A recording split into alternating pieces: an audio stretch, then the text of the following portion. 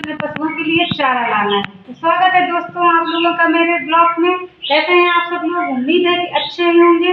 तो मैं और अपनी बिटिया के साथ आज जा रही हूँ खेत में, और खेत से मुझे लाना है अपने पशुओं के लिए चारा। तो मैं रेती उठाती हूँ और चलती हूँ अपने खेत के।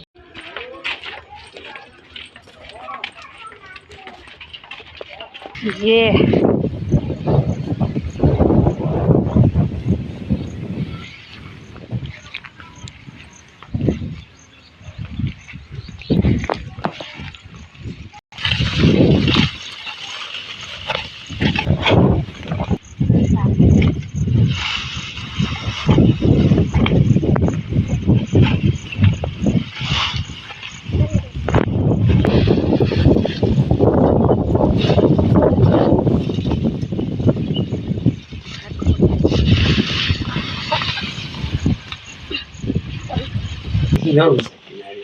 खड़िया दे देवा निकला वही वही वही आगे